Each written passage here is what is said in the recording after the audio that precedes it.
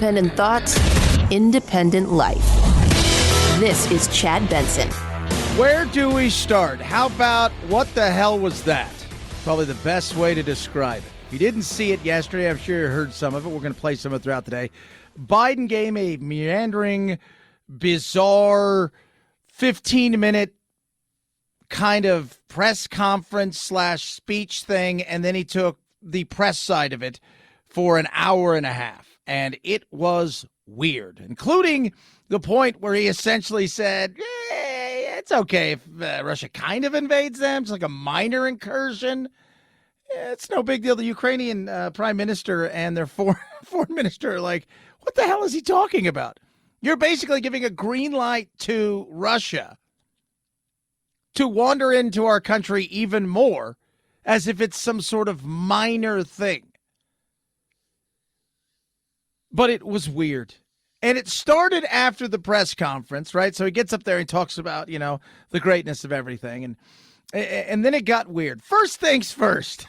Let's talk about, hey, this first year, you think you maybe overpromised a little bit? You mentioned your Republican colleagues, but right now your top two legislative priorities, your social spending package and voting rights legislation, are stalled, blocked by your own party. You are only guaranteed control of Washington for one more year before the midterms.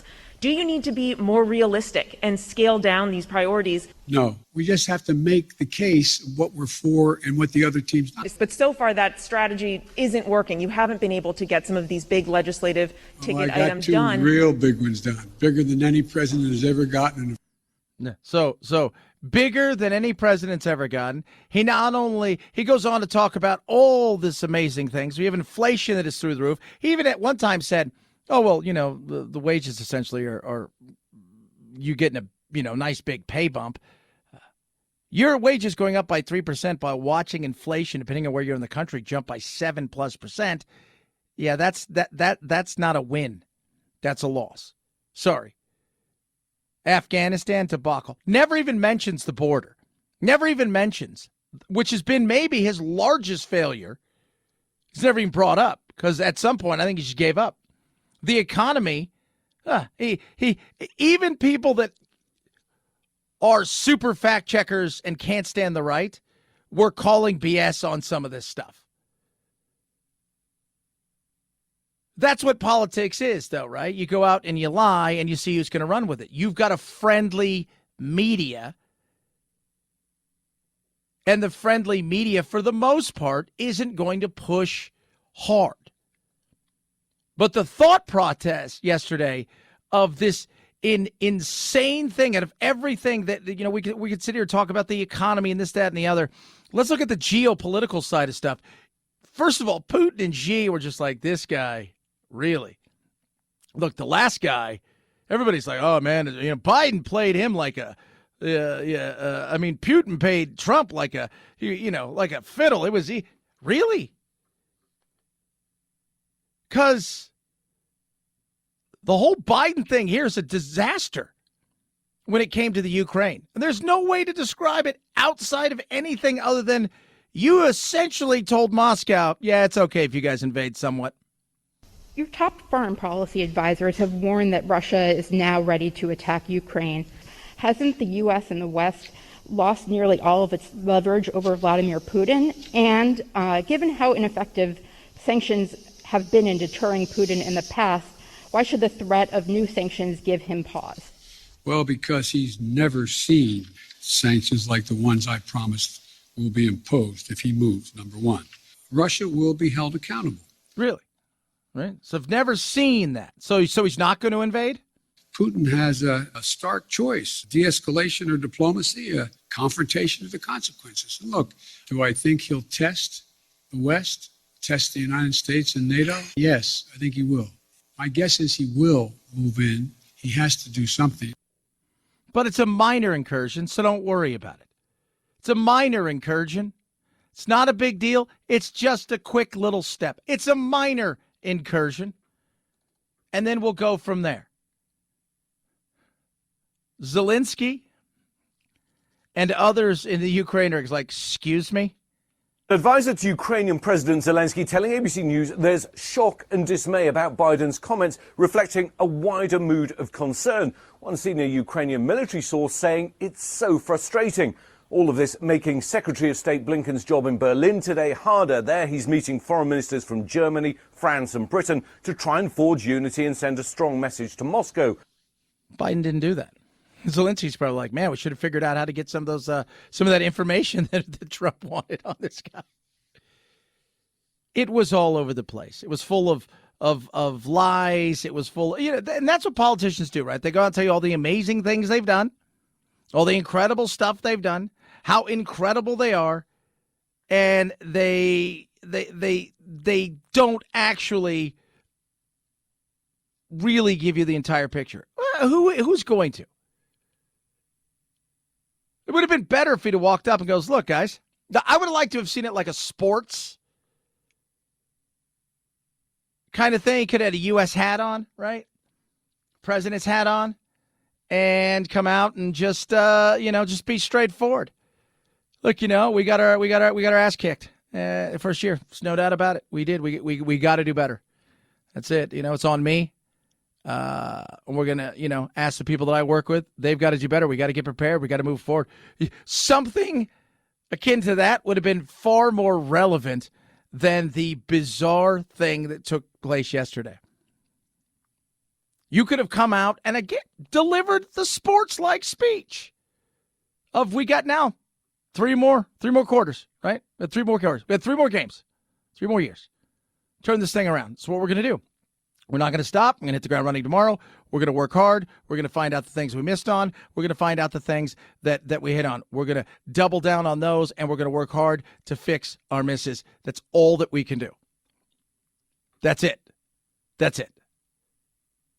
And as soon as he finished that, he was delivered a wah, wah, wah when it came to the voting rights. And we're going to get down and talk about that because that is very, very real.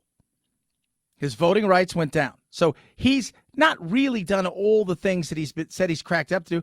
And you're fact checking him. You've created the most jobs. You really, when you tell the country you can't work and then they come back to work, you didn't create jobs. You told them essentially you can't work. Every president does it. Every single one of them. They skew those numbers. But you and I both know that. So what I always talk about here, I'm as straightforward as I can be. Like with the unemployment numbers. Unemployment looks like such and such and such and such. Well, if you're not looking for unemployment, you no longer count as part of the group. Not counting as part of the group doesn't make you employed. It just means your number doesn't count. Your voting rights has went down. Inflation, gas prices. By the way, think about this. If and when, as we now know, they absolutely go in and invade, which we know they're going to do. The UK said yesterday, hey, their Navy just passed by us, essentially, heading on over to the Crimea. Just want to let you guys know that. We know what's coming. And if there's no reaction outside of a few little things here and there, I mean, how do you sanction something that's already, quote unquote, been sanctioned to death? And this is where the rest of NATO and Europe need to stand up, not just the NATO members, but Europe. This is where you need to stand up and you need to say to yourself, okay, we can't have that. Okay, we cannot be in a position where we allow them to take an inch because we know what'll happen. They'll take a yard. It can't just be us. All that being said, if this is the guy that's supposed to be leading the charge, can't feel great about that.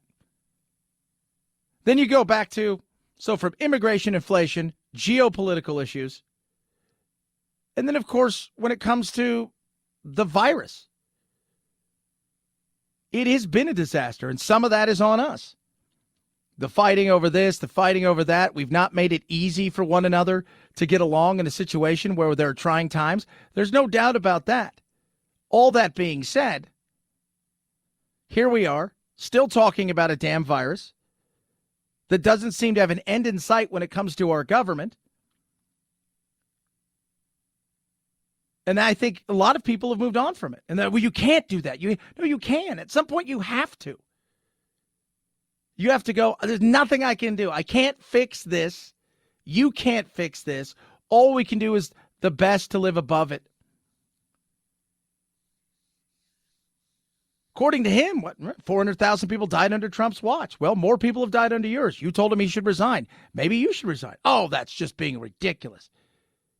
No, what it is the reality of the fact that we have politicians that are so full of it.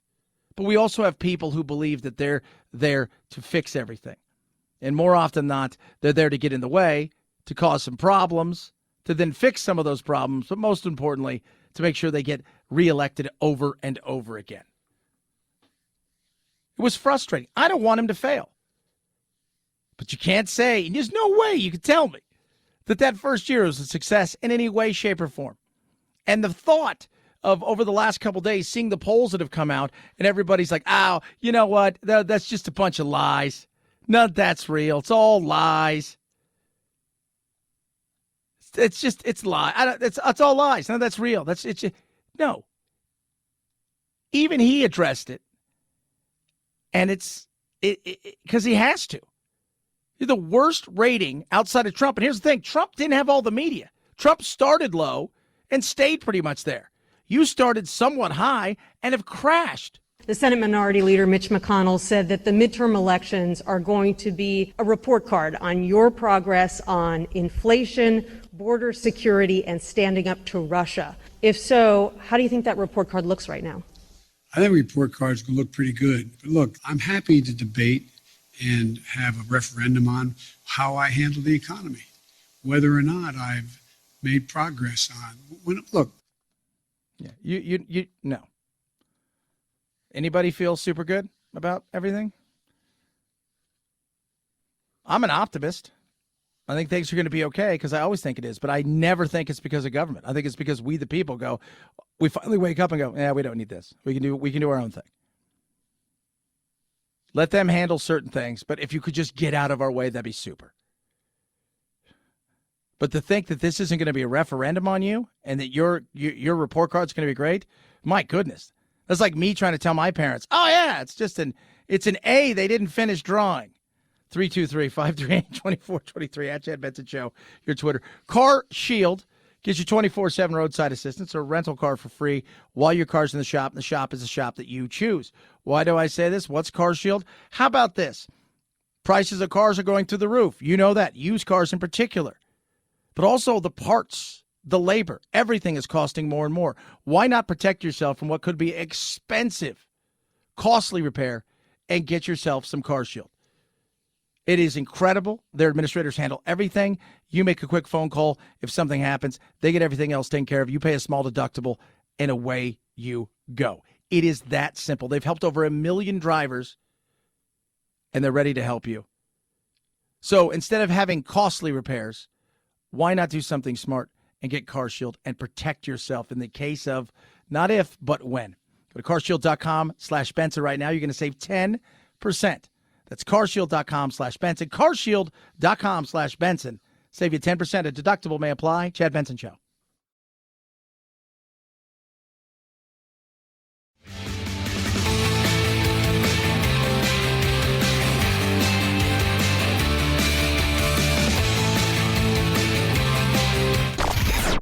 I'm so tired.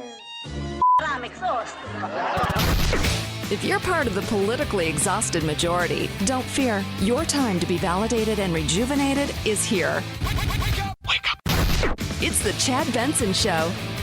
Vice President Harris on ABC's Good Morning America Thursday was pressed by George Stephanopoulos on what President Biden meant when he spoke about a, quote, minor incursion by Russia into Ukraine. If Russia takes aggressive action, it will be met with serious, severe, and a unified response and consequences. An advisor to Ukraine's president tells ABC there is, quote, shock and dismay over the president's comments. But the vice president says Mr. Biden has been clear with Vladimir Putin. We will interpret any violation of Ukraine's sovereignty and territorial integrity by Russia and Vladimir Putin as an aggressive action, and it will be met with costs. Yeah, sure it will. But he's terrified now. What are the costs? We're not telling you. You kind of did. You said, well, if it's a minor incursion, it's no big deal. And let's not forget, a lot of this had to do with Nord Stream, too. If you guys know, it's pipeline, natural gas, all that stuff. Huge moneymaker. It rolls right through where? Rolls right to the middle of the Ukraine. And this is a new one because there's already a line there, hence the reason, part two. And by allowing him to have this, which Trump did give it to him, Biden thought it was okay. The Germans really wanted it. Now the Germans are like, well, maybe we shouldn't have done that. Too late now. What are you going to do? Look, I can sit here and criticize Biden for a lot of things. Yesterday was a debacle. And if you don't think that was a debacle, look, Trump press conferences start out with, it's like watching a boxing match when he did it. Obama was a love fest. Bush, it was just regular. Same thing with, but with Trump press conferences, you knew there was going to be squabbling. You knew there was going to be fighting. You knew people were going to ask ridiculous questions about ridiculous stuff. All of that stuff was going to be there. And Trump, quite frankly, leaned into it to a lot of times, which was his bad. By the way, when's the last time anybody's heard from Jim Acosta? Talk about no longer being relevant. All that being said, yesterday was a nightmare. And in the midst of it, he's like, well, they're going to kind of invade. It's going to be a minor incursion. That's his bad. But you're allowing Russia, the rest of your European nations, to do what? Well, they could hold us hostage. Then figure out what you need to do to push back. It can't just be on us. Whether it was Trump or Biden or Obama. These things can't just be singularly on us. We're your ally, and we will do all that we can.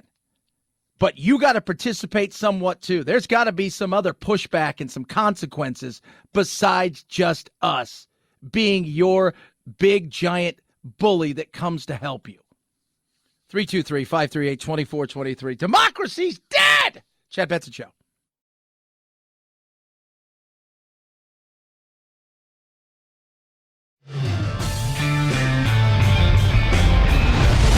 The Chad Benson Show.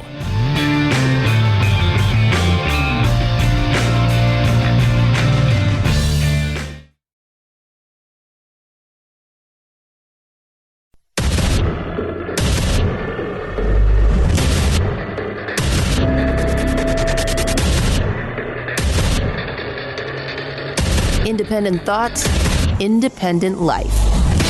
This is Chad Benson. Yeah, yesterday, all that stuff that was going on, right? Inflation, this, that, and the other, the green light essentially. Go ahead and invade the Ukraine, the crazy press conference and everything. Later on,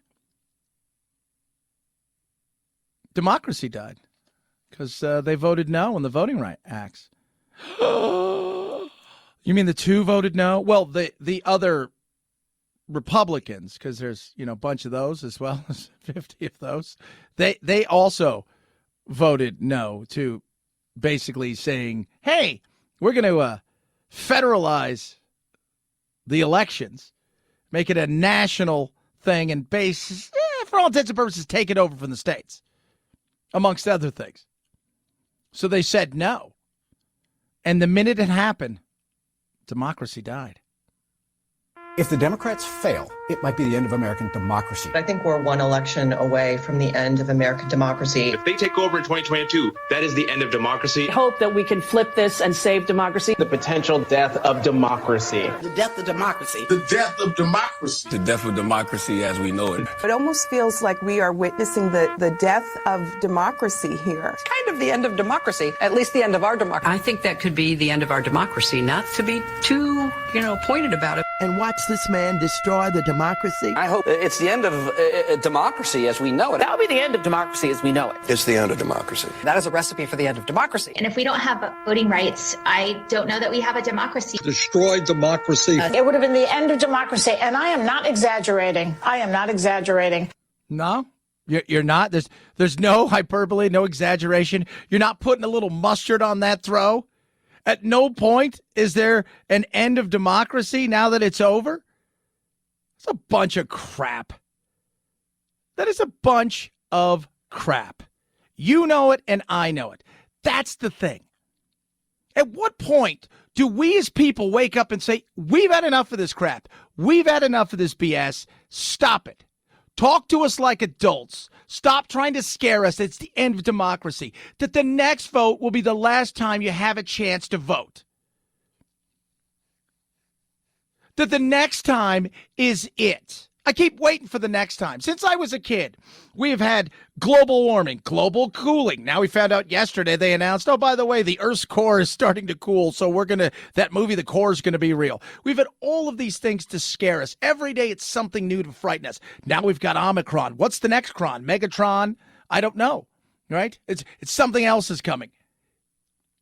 And then, of course, when it comes to politics, it's always about the death of something. Your freedoms are being robbed. They're having stuff taken away from you. You're never going to be allowed to vote. It doesn't matter that all of the statistics say the exact opposite of that.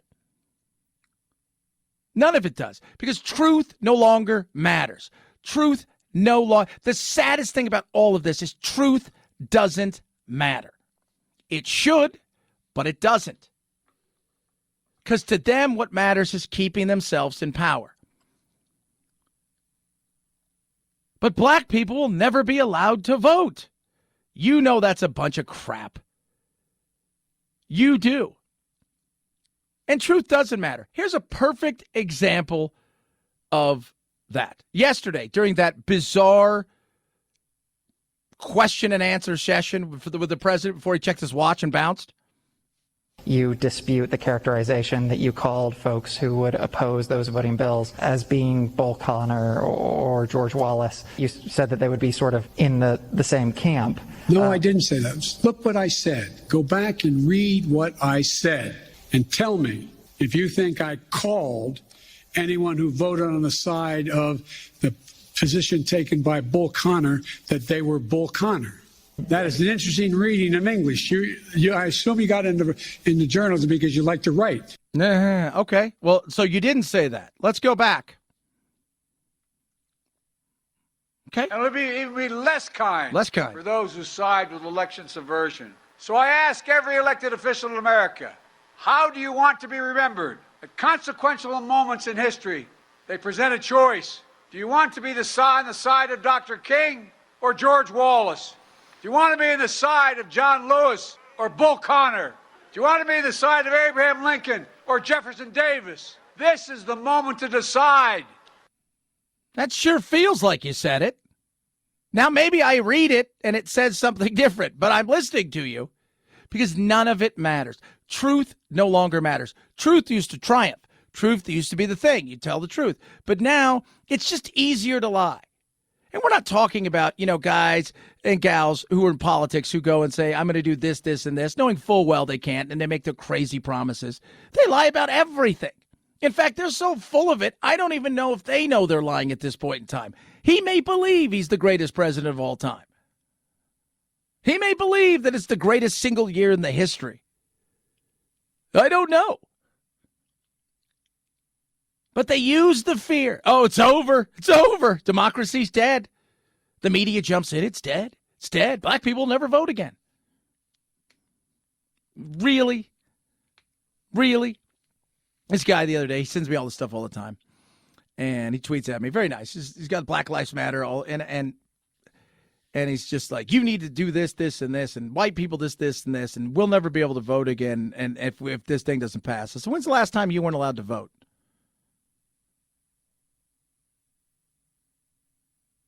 Yeah, it was quite like that. They're making things tougher, or they're returning things back to what they were pre-pandemic. Went on yesterday, online. How hard is it to vote in Texas? All the stuff that you need. You could do it online.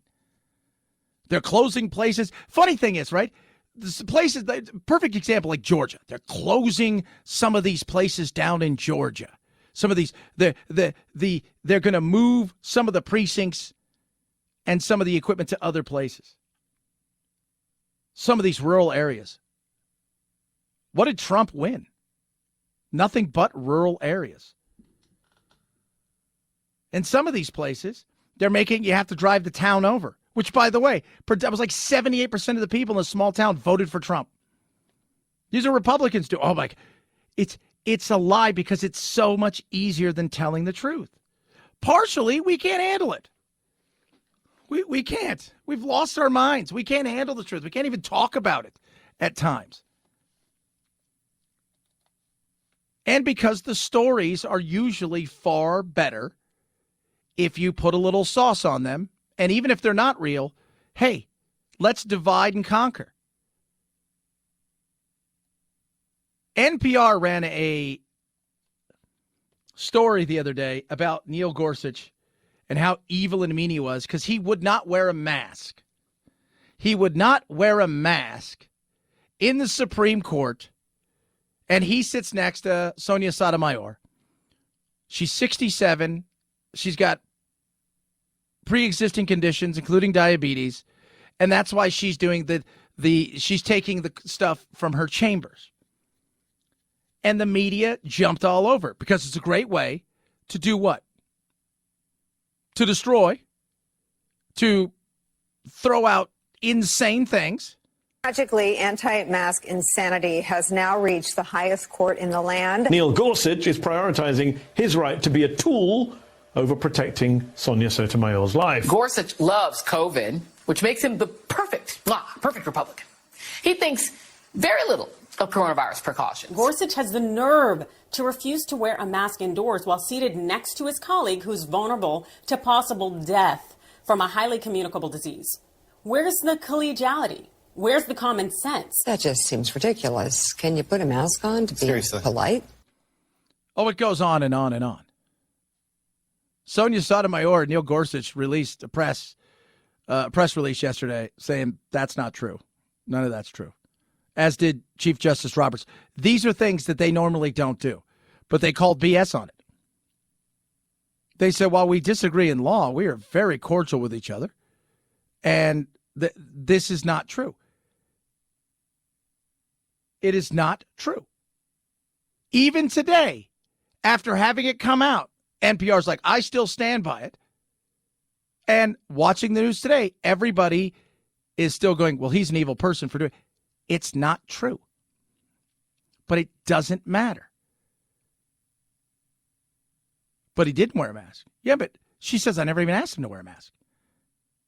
And at this point in time, with this thing being as highly communicable as it is, the reality is, if you're that worried about it, you probably shouldn't be around anybody, mask or not, if you're that worried about something.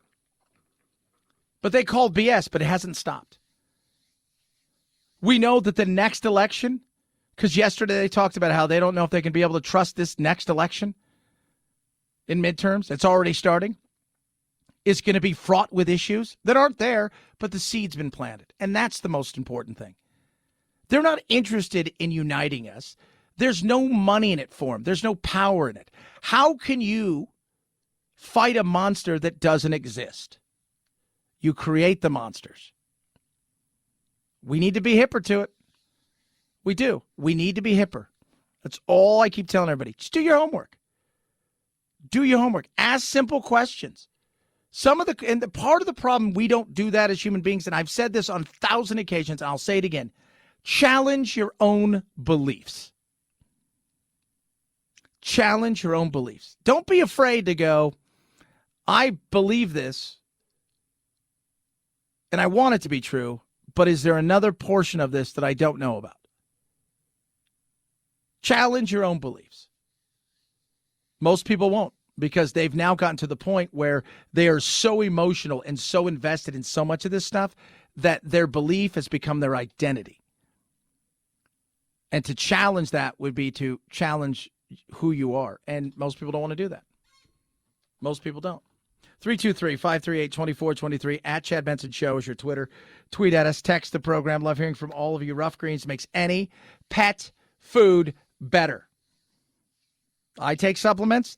I give supplements to my dog. And that is K9 VitaSmart from Rough Greens. Sprinkle on top of their food. It's got vitamins, minerals, probiotics, omega-369, all these incredible things. And it goes right there on top of their food. I don't have to do anything different. I don't have to buy special, super crazy food. It's just something I sprinkle on top of their food and they eat it up. With all of those amazing things in it, it brings them so much more nutrition than they would just get from their regular food. And because of that, my dogs are healthier, happier, and my older dog is living his best life, which is incredible. His hips don't hurt anymore. He's got more energy than he's ever had. And at a time of year when we normally have really bad allergies and their skin can get bad and their fur, no problems whatsoever. Try it for yourself. Rough Greens wants to send you a bag for free. RUFFgreens.com/Chad. Roughgreens.com/Chad. You cover the cost of shipping. You get a bag for free. Or call them at 833-MY-DOG-77. Rough Greens makes any pet food better. Chad Benson Show.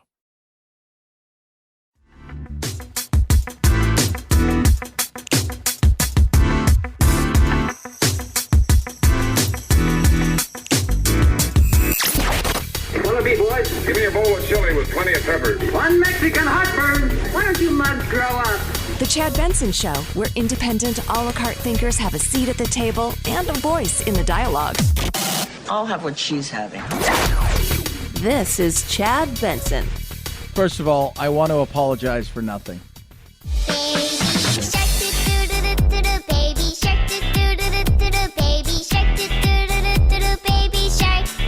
Mommy shark doo doo doo doo doo. Mommy shark doo doo doo doo doo. Mommy shark doo doo doo doo doo. Mommy shark. There we go to Daddy Shark. 10 billion views.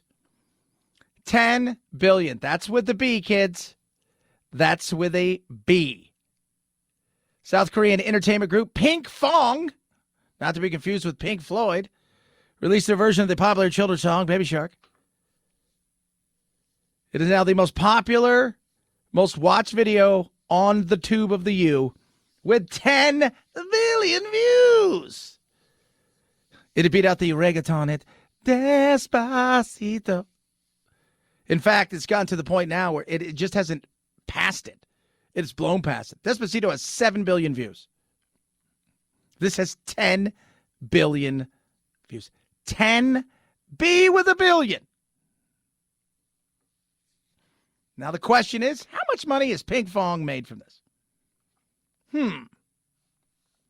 Oh, you want to hear some more? Okay.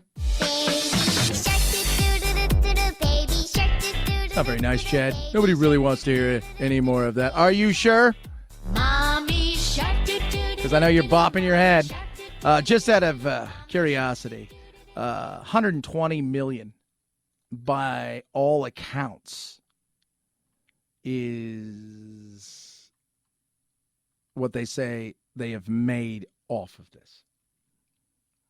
And I'm reading this article in, I don't know, Asinine Magazine. Dario Online Deportes. So, and why do I call it that? Because this is the thing I love, right? So in a day and age when we can't have a conversation about this. So you sing Baby Shark, Mama Shark, right? You know, so, but you also talk about, you know, Mama's pretty in the sea, Daddy's strong. There's criticism of it. Some people criticize the Korean version of the song as it's used to very gendered language.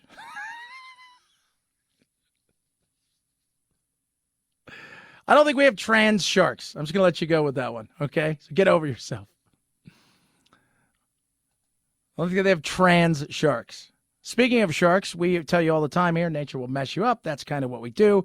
Once again, we give you little tips, right? Like, we're the non-nature people that will give you tips about things that matter, just in case you decide, I'm going to do something. Case in point, I'm going on vacation. I'm going somewhere. There's going to be ocean. I'm going to be in the ocean. It's going to be sharks and all kinds of other fish. Chad, tell me what I can do to protect myself just in case, you know, there's a moon that's full. Moon cycles may predict the likelihood of being attacked by a shark. I hope they mean in the water. There's no doubt that people say strange things happen during a full moon, but researchers from LSU and the University of Florida have found a surprising link between moon phases and the chances of sharks attacking people in the ocean. There it is in the ocean. Whew. Last thing we need are land sharks. I love this guy. He's great. Does stuff for like study.com and stuff.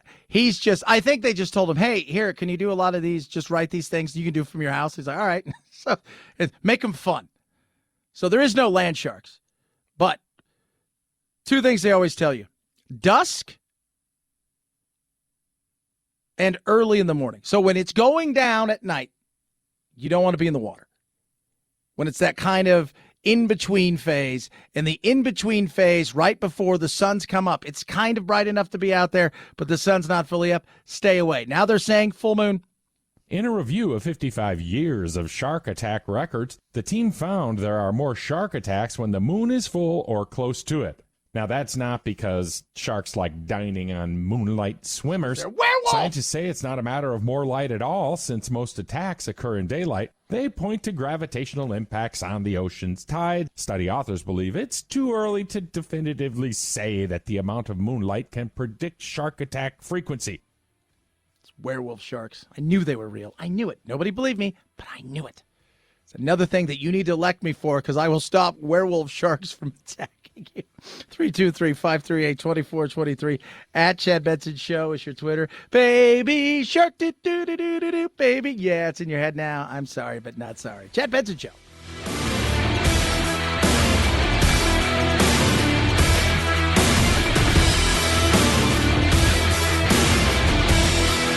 This is the Chad Benson Show.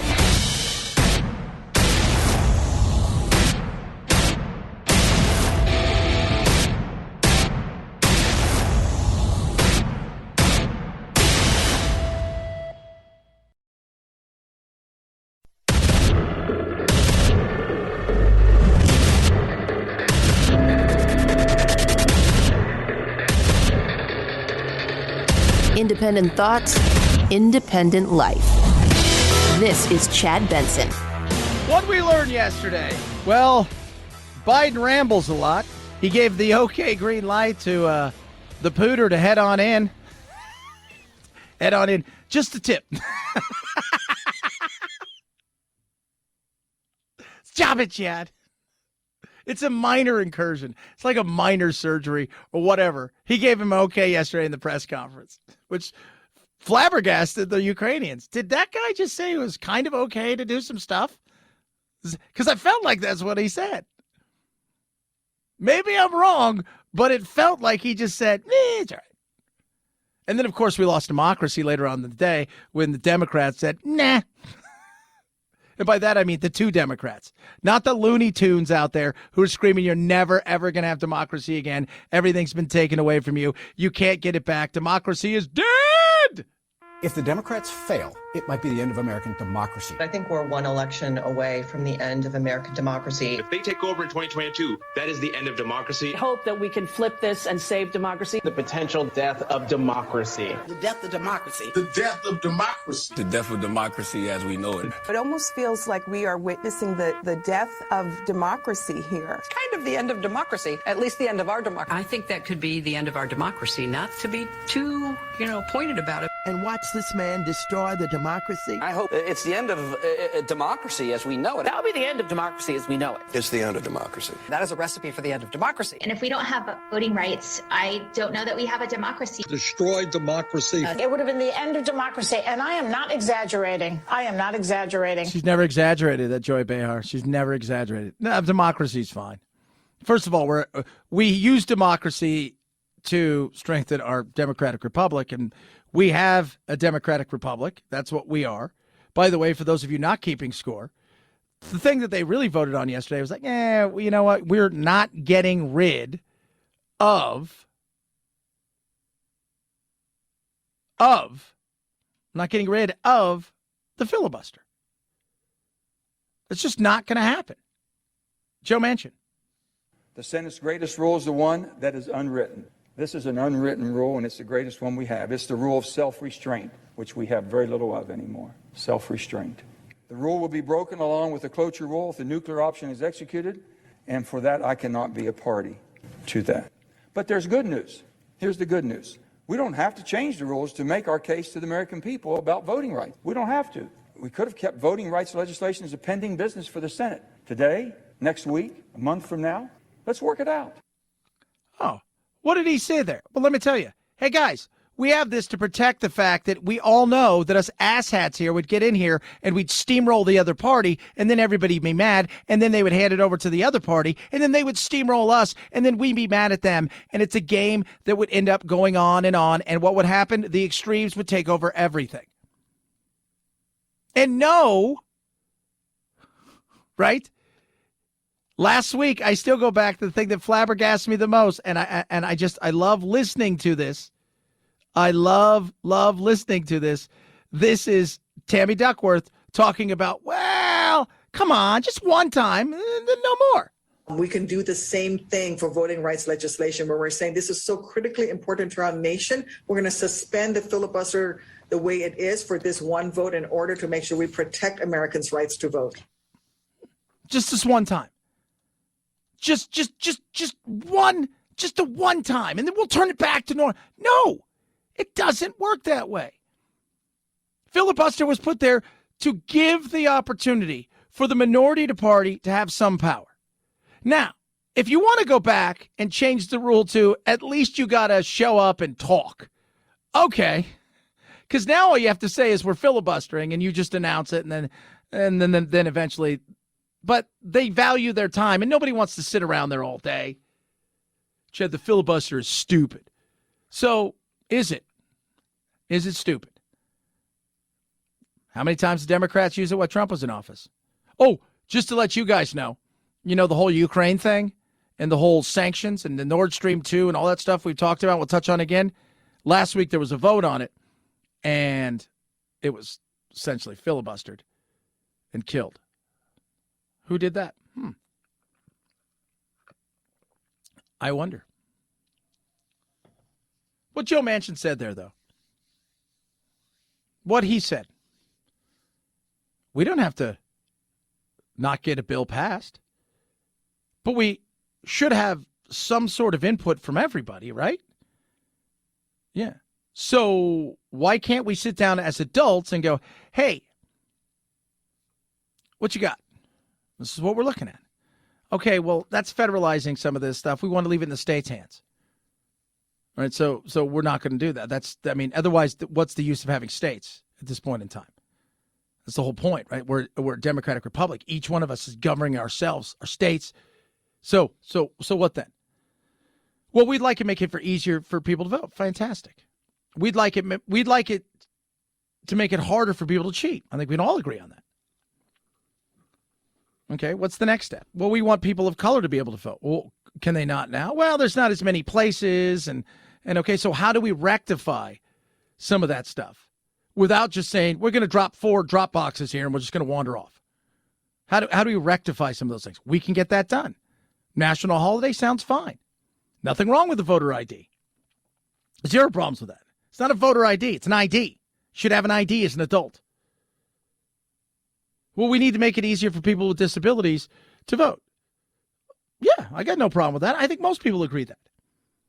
What happens is the extremes take a hold of stuff, and then they put things in there that are ridiculous. And the Democrats are desperate to get this done because they know if they get some of this stuff done, if they got the whole thing done, it will benefit them tremendously.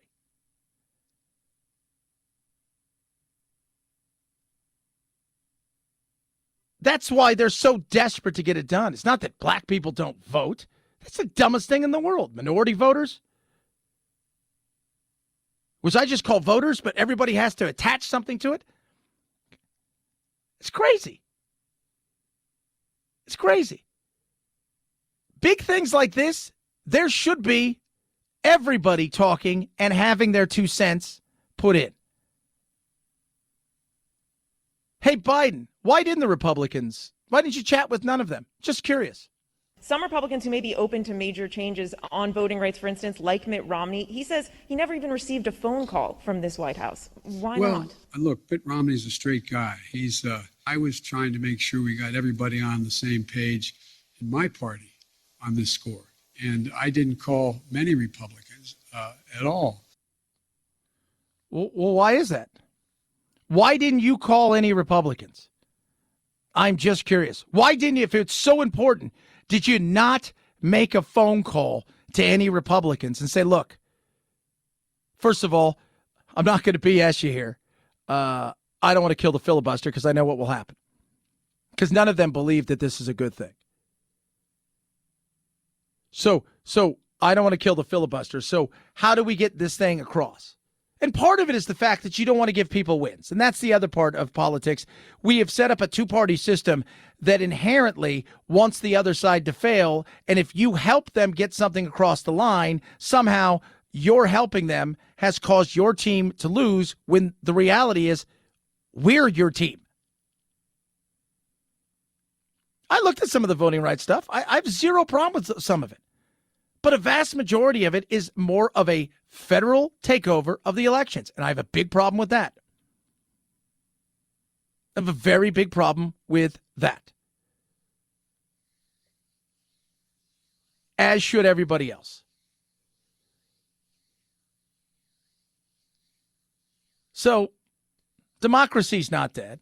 But he did plant the seed himself yesterday, talking about, well, you know, I don't know if we could trust this next election.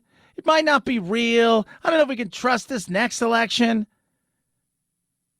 And you're like, you're planting the seeds of people being disenfranchised, of go and look at one of the, things. If you go and look, like even Atlanta, right? So you have Georgia, but Atlanta's a big place because that's when we think of it. So they pulled the thing out of there for their voting rights, right? Last year they pulled the All-Star games. Oh, these guys are horrible. And they moved it to Denver, which is mighty white of them. And Georgia, in many of the precincts and things they're doing, is they're trying to combine some of the smaller rural counties. Okay, that's fair. But that hurts, that disenfranchises who? By the way, the rural counties, who do you think they voted for?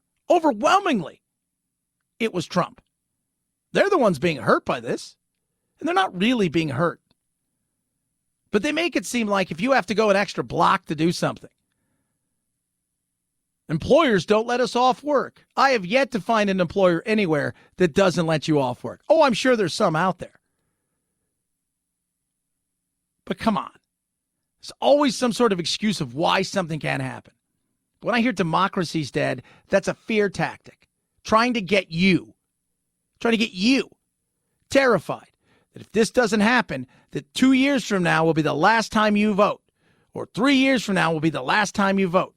I've heard that for a very long time. People are still voting, and more of them are, including people of color. 323-538-2423 at Chad Benson Show is your Twitter. Tweet at us, text the program. Love hearing from all of you. Calibrate. Weight loss is an interesting thing. All of us, at some point in time, you're going to battle, right? You get a little bit older, and sometimes things get away, and sometimes you have no control over certain things, even with your willpower. And part of that is because, well, over time, your body has gotten to a point where it feels comfortable. And that's where Calibrate comes in. It's going to tell your body, hey, we're going to reset your metabolic system, and you're going to feel comfortable at a weight that's right for you. Because when you start to lose weight, you're working out, you're doing everything, crash diets, we know they don't work. When you start to lose weight, what happens is your body starts to panic, thinking you're starving yourself, and so it wants to hold on to stuff. When really you're just trying to get yourself in a weight where it feels comfortable, and then it wants to go back to where it was. Calibrate's going to reset all of that. FDA-approved medication paired with lifestyle changes that are simple, that fits anybody's busy, busy life, and I'm telling you right now, it absolutely works. You get one-on-one video coaching, you get in-app tracking, an amazing community that you get to work with, plus you get a video doctor visit. You are going to be surprised how easy it is when it comes to losing weight. On average, about 14% is what the body weight that was lost by the Calibrate earliest members. Many of them are well over 20% now. That is amazing, comparatively to the 10% on average during the clinical trials. Try Calibrate. It's easy. You're going to get goals that are personalized to fit you. The lifestyle change is small, but it lasts. Your weight doesn't reflect your willpower. Get back in control with Calibrate. Get $50 off the 1-year metabolic reset when you use code CHAD at joincalibrate.com. Code CHAD saves you $50. Go to joincalibrate.com. Use code CHAD. Joincalibrate.com. Code CHAD. Chad Benson Show.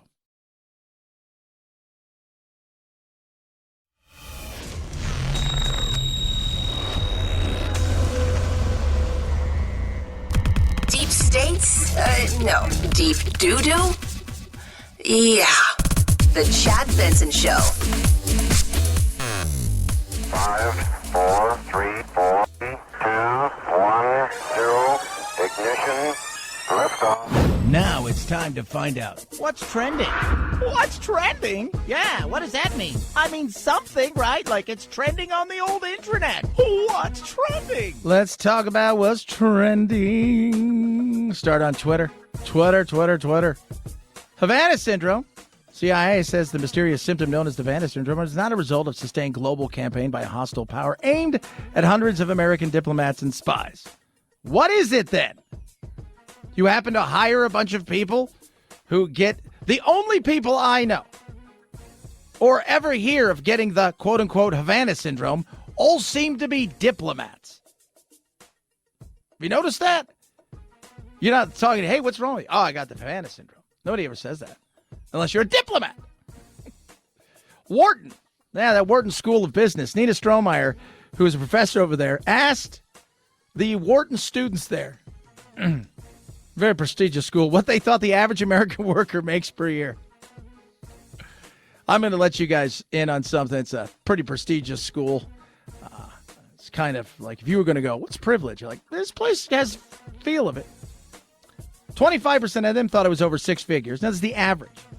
One of them thought it was $800,000 a year.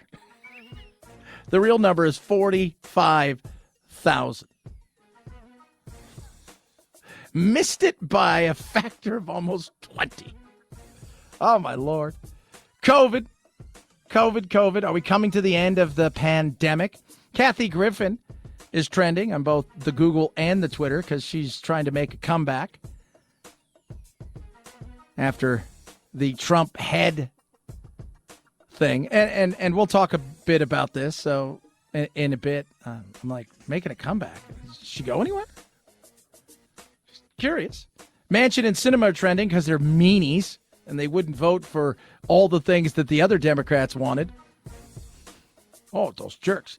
Over on the Google, number one search thing yesterday is Gaspard Ulliel. I think I said his name right. If I didn't, I'm sorry. He's a French actor. He's actually one of the big stars in the new Moon Knight series on Disney+.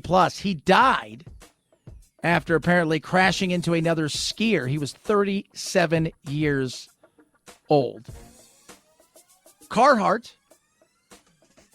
is a company that's, it's for workers, like guys who are and gals who are out there, working hard in the construction industry and a bunch of other stuff. They still are keeping their vaccine mandate, and they got a huge bunch of blowout from the crazies out there. No way. Yeah, absolutely. Also yesterday, it was very interesting, though. Starbucks is like, okay, so we don't have to have the vaccine testing mandate. Yeah, we're getting rid of that. So one liberal place is saying, yeah, we're not doing that. And one conservative is like, we're going to continue to do it. And it's kind of funny the way that they go about fighting with each other. 323-538-2423 at Chad Benson Show is your Twitter. I want to talk a bit about Kathy Griffin and the horrible picture. We all remember what it was of Donald Trump's head or severed head standing there and she's covered in blood. She was doing a photo shoot and it's one of those things where they took a photo. That wasn't what the shoot was going to be about. But somehow it ended up there and that picture got out and she was ostracized. I want to talk about that because she's trying to make a comeback. Should she? Should we? And who are we to allow people to come back, right? Well, I'll tell you who we are. We're normal human beings. Talk about that. So much more. Plus, the Ukraine. Are you ready for just the tip? Chad Benson Show.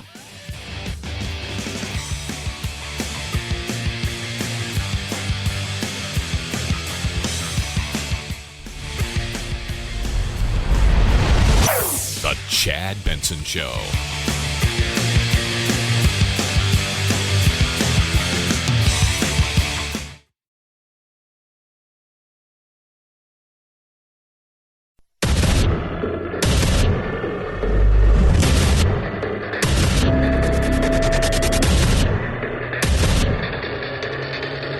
Independent thoughts, independent life. This is Chad Benson. I'm going to say this. When you do stuff live, you never know what's going to happen. That just doesn't include us. Here's the one thing. People always ask me the difference between a podcast and radio. Podcasts, obviously, you can say all kinds of things. You can do all kinds of things you can't do here. But 99 times out of 100, it's recorded. Very few people do anything live. There's no net. We're not working with a net here. And the same thing with live TV.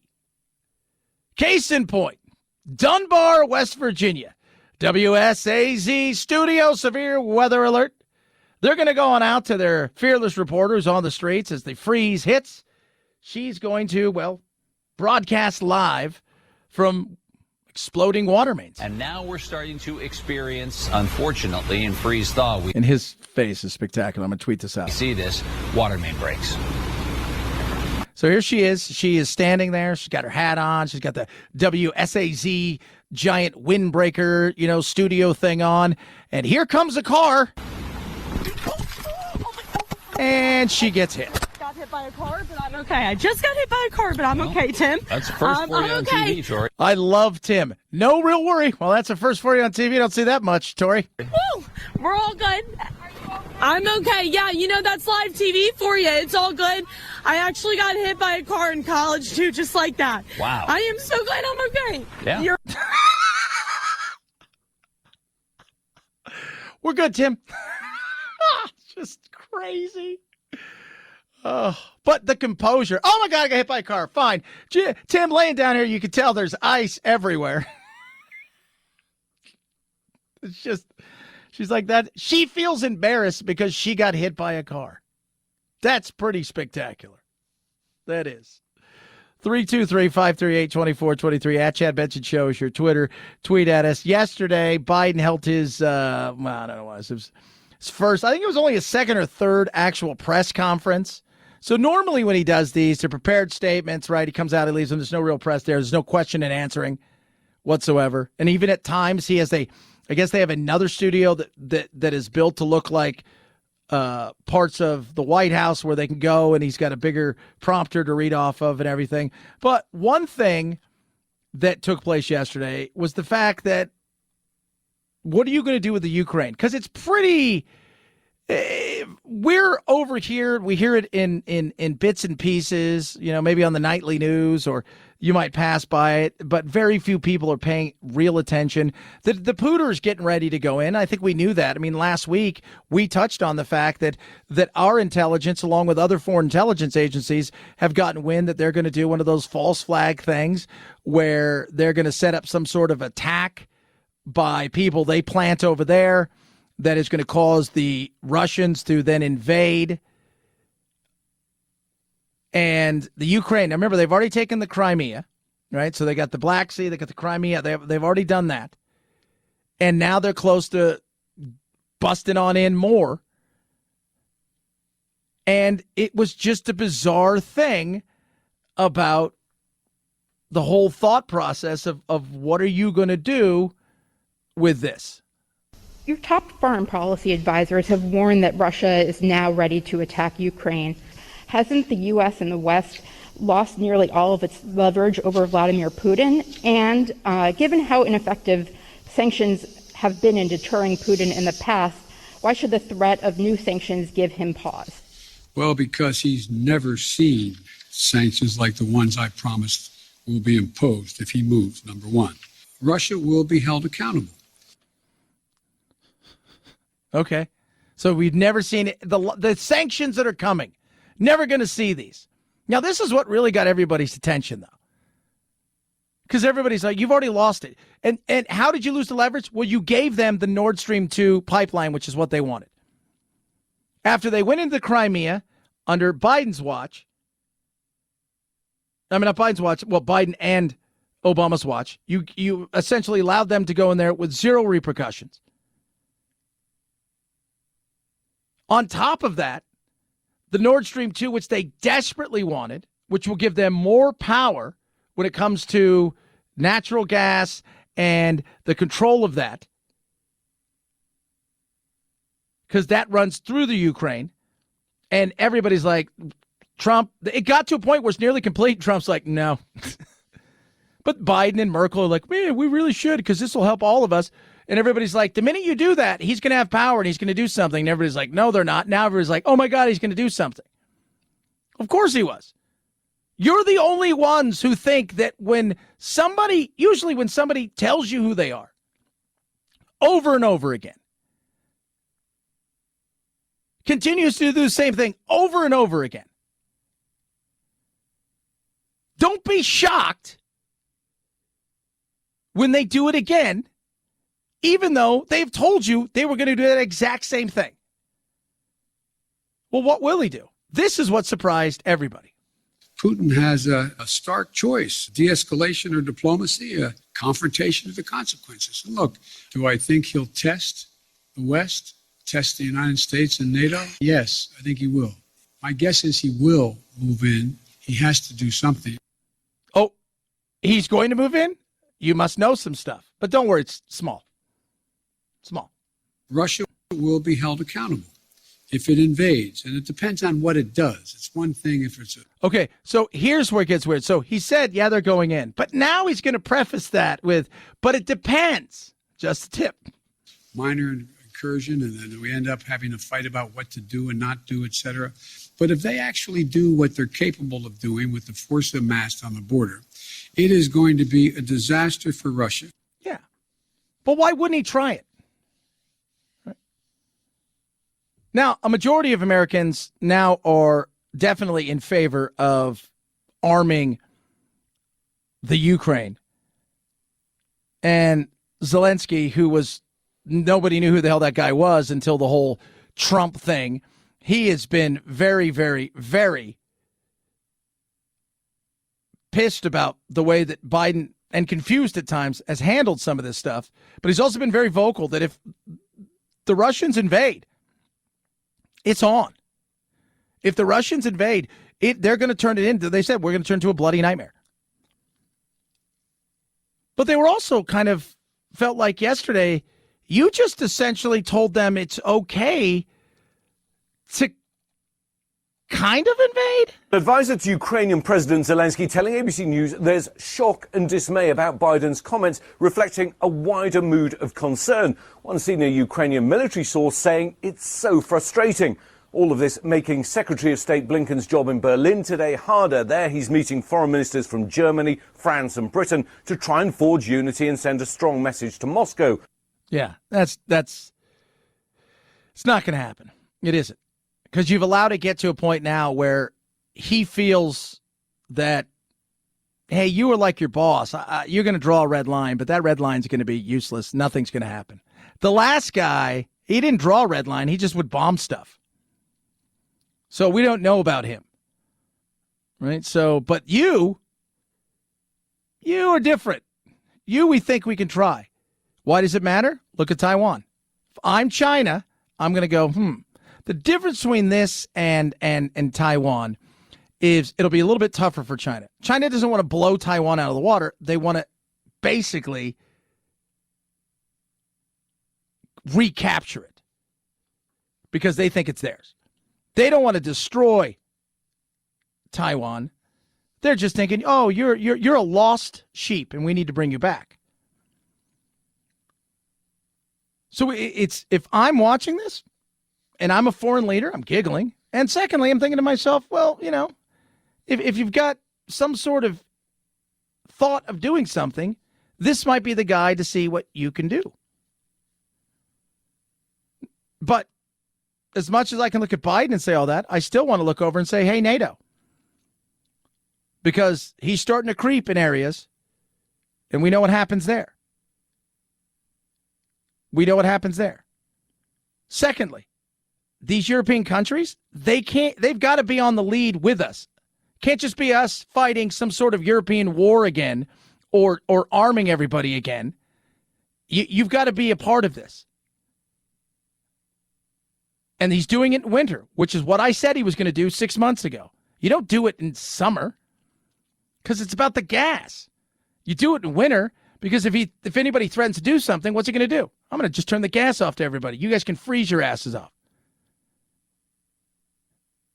But the thought of, it's just going to be we're going to see what he does.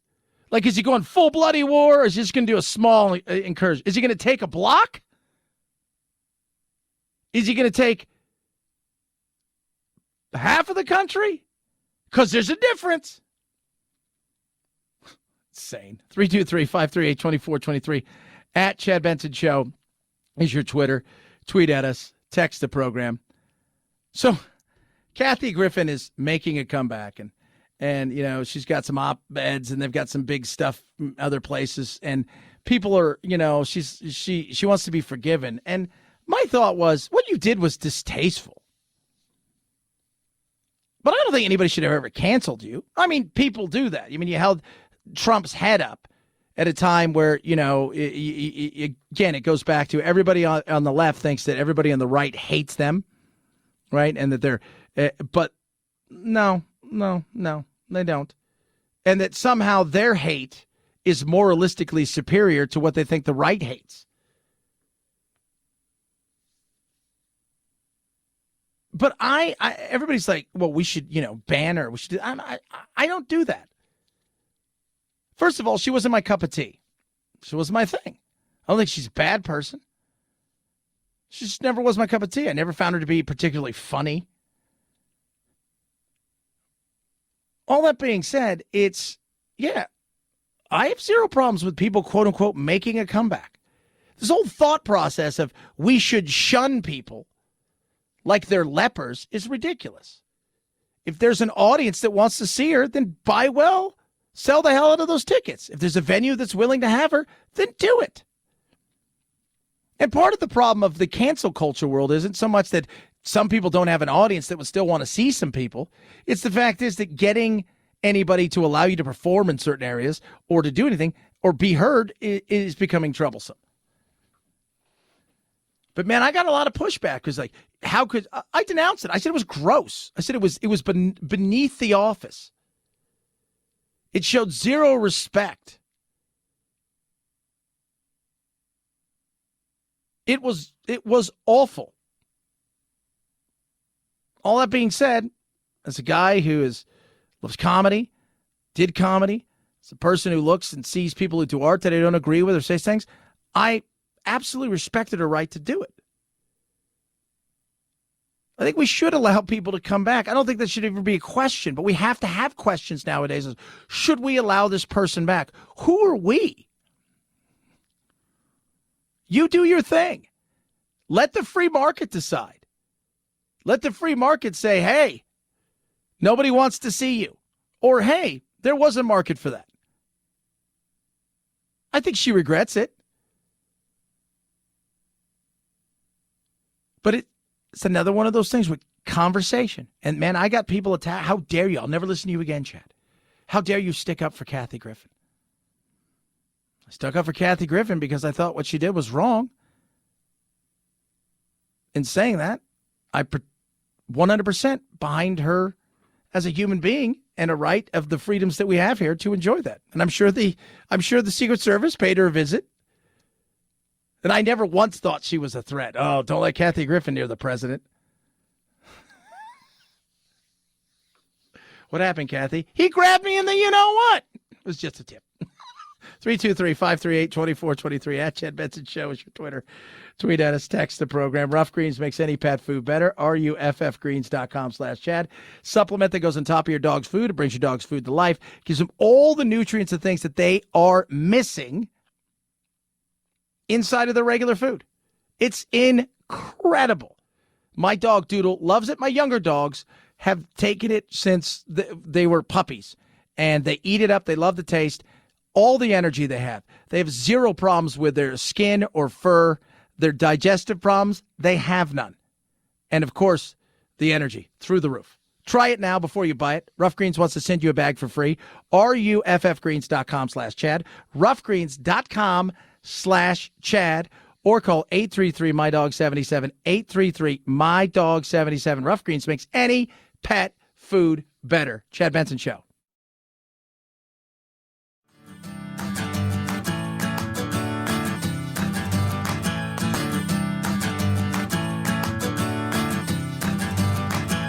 Running with scissors sounds great compared to this. Say what?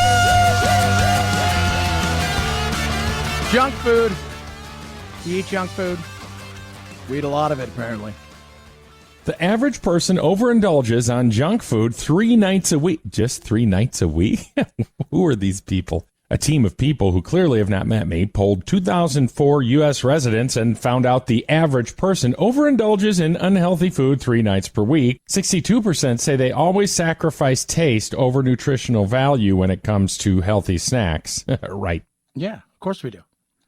And it's back to our favorite reporter. He's just have they not met me? I like him. I like him. Makes me smile. 3 nights a week. That's average. For me, a lot less than it used to be.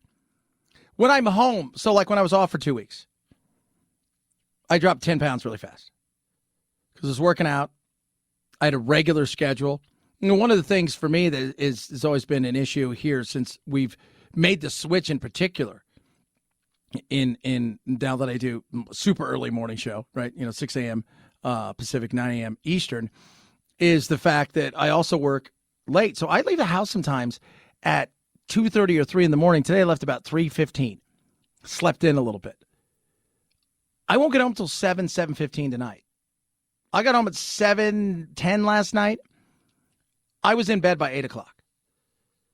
So trying to keep some of the energy and stuff rolling is tough. So sometimes you do eat out a little bit more. But I noticed when I was home, I didn't eat out, barely ate out. Barely ate out. And that was nice. It was nice. 41% say they kick in around mid-afternoon, while 19% will typically look for a treat after dinner. Aside from eating other meals, snacks are a must for 83% of people who... There, now that's the number I'm looking for. 83% of people who admit they have at least 2 a day. Now we're talking. Yeah. I could see that. I think if we were honest with ourselves, so much of it's like, it was a calorie in, calorie out and stuff like that or whatever. It's just about eating healthy. It's the little ancillary snacks that we have. It's just a little thing here. I'm having this, and it's a bite here, it's a bite there, and that's 100 calories, and that's 100 calories. And all of a sudden you look up and you've had 8 of those, and that's a meal. But you're also having lunch, and you're like, we probably, that 2,000 recommended calories? No, probably closer to 3. 79% agree that nutritious snacking was better than not snacking at all. But more than half, at 56%, can't board the crappy snack train. More than a third of respondents even admit they hide the good snacks they don't want to share with others. We all do that. Go through the candy dish. It's like, oh my God, there's 3 Reese's Peanut Butter Cups. Grab those. I'm going to hide those from those people. 323-538-2423 at Chad Benson Shows your Twitter. Not anymore. Definitely in a better place, eating-wise. Follow along, Twitter, Getter, and all those other things. 'Tis the Chad Benson Show.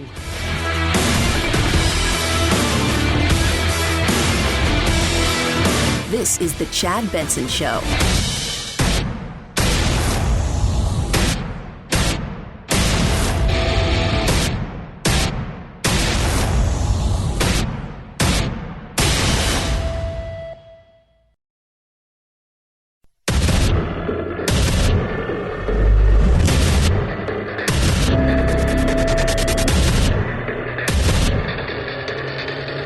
Independent thoughts, independent life.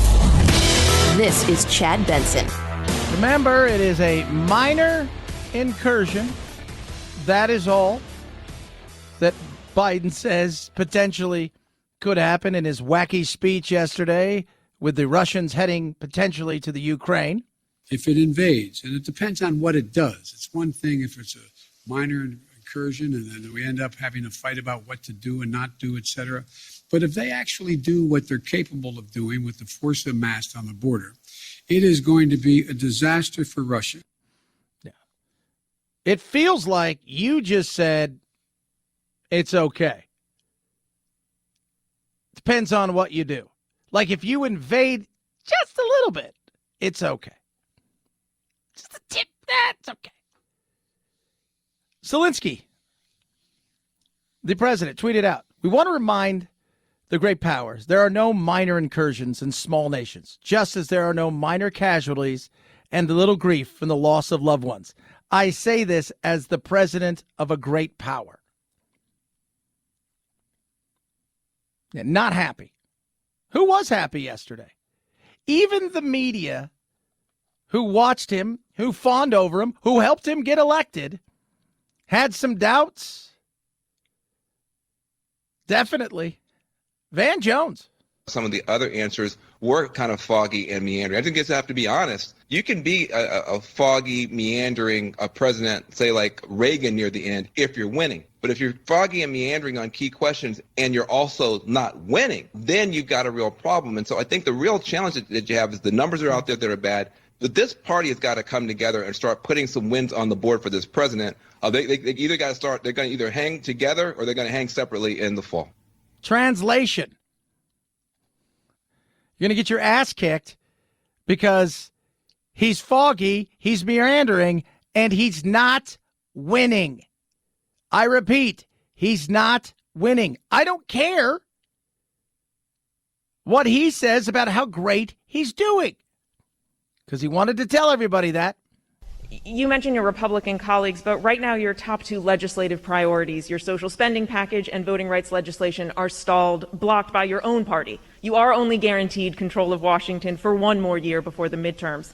Do you need to be more realistic and scale down these priorities? No, we just have to make the case of what we're for and what the other team's not. But so far that strategy isn't working. You haven't been able to get some of these big legislative ticket items done. I got two real big ones done, bigger than any president has ever gotten. Greatest. He touts about all the great stuff that's going on. We could sit here and say, you're not talking about what's going on at the border. Your Afghanistan was a nightmare. And on top of that, let's not forget that not only did we pull out of Afghanistan and the way that we did, there's a humanitarian crisis that is beyond massive with starvation. It's insane. Nary a peep about it. Now you've got the Ukraine and you just kind of greenlit him to have a minor incursion, old pooter. Inflation through the roof. Well, that's, it's maybe. Talks about, well, we didn't have any real problems with the supply chain. We didn't? You're comparing numbers from the year before. When you come and you look, we have a real problem still with the supply chain. Absolutely. The economy? You didn't get voting rights passed. You did get a good, I thought a pretty somewhat okay bill passed. You look up there and you're like, everybody likes infrastructure. But you've lost more than you've won. I think what people want is, and I think all of us should want this. Just be honest, right? What are the big things? This is only his third time he's come out and spoke in earnest, right? I think he had a press conference in November and he had one early last year, but this is really this is the first time in 2022 where you come out and you're going to be addressed by the press. But most importantly, where you're talking to the people. You're not talking down at them, but you're saying, look, it's tough right now. Omicron, according to your words and your statistics, you should resign. More people have died on your watch than Trump.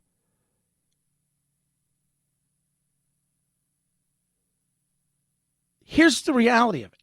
Come up to the podium, look the people in the eye, and just say, look, things suck right now. They're not as good as we want them. They're going to get better. But right now, we're going through some stuff. There is no doubt about that. Tout the things you have to. I've got no problem with that. But say the 7% inflation is unacceptable. It is. Gas prices at this rate are unacceptable. There are things that I can do, and that I'm going to address those things as soon as possible. But he didn't do any of those. He didn't. And they are going to get their asses handed to them at the rate they're going. And it's just not how bad. It's how big and bad could it potentially be. We'd normally have a shift. You guys are in power. We're going to shift away from that. Give them some power over here so kind of we feel good about ourselves and that we've kind of got something. And then it was, well, it's not going to be good. It's going to be, man, we're going to give you a lot. You may even get the Senate. Now it's going to be, at the rate it's going, you're going to get hammered. Like, big time. Like, potentially record-setting. Then you hear stuff about little things like gas. Also on the rise, gas prices. With the cost of oil hitting a 7-year high this week, experts say supply is still catching up to pre-pandemic levels. One tracking site now predicts prices at the pump will average $4 a gallon by spring. $4 a gallon by spring. We're not too far away from that. Slowly but surely, prices are going up yet again. This has not taken in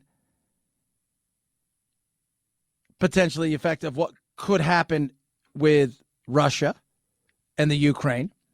Remember, a lot of these markets are reactionary. This is not taking any of that in. It's also not taking in what OPEC might do just for the hell of it. Because apparently they said they're having trouble ramping up. Part of that trouble is there's a phone call that needs to be made, and it's a painful phone call to make, but you're not doing it because I don't really want to, but I'm not going to make the phone call because, the media and whatnot. No, you make it because the American people are asking you to do a hard thing. We should all sacrifice. Somebody told me that the other day. I'm struggling, but we should all sacrifice. And I'm like, I'm not struggling. I mean, if you want me to be honest, I'm not. Work my own stuff. I own a business, and my struggle is I don't have enough time for myself. Most importantly, I don't have enough time for my family. But as far as do I feel it? Yeah, when I go to the grocery store and stuff, of course I do. But I'm thinking about the average person who's looking around there and realizing that, hey, that grocery that cost you $90 last week for a family of four is now costing you $150. They feel that. So you go out and you do what? You do some of the hard things. And if you're talking about gas prices going above $4 on the national average, $6 in California, maybe more, it's an ugly look, and that's not a win. And there are some things you can do. But this president is struggling with that. And the topper yesterday was it's a small incursion compared to a real invasion. He meandered. He was all over the place, and that's being kind. The first year's done. You've got 3 more years potentially, and I say that because I don't know what his thought process is. But this year, 2022, things could turn around. But they might not. But he has the power of the biggest bully pulpit in the world to do a lot of different things. And most of all, it's about being transparent and talking to the American people, and he does none of them. Oh, we're getting masks. That's exciting. We're going to get tests just in time for nothing to test. 323-538-2423 at Chad Benson Show is your Twitter. Tweet at us. Text the program. Love hearing from all of you. Should be frustrated. I'm telling you guys, you should be frustrated. It's okay. And by the way, if you're Democrats, okay to be frustrated at Biden. It doesn't mean you like Trump. I was trying to explain that to somebody yesterday. It doesn't mean, well, I don't like Trump.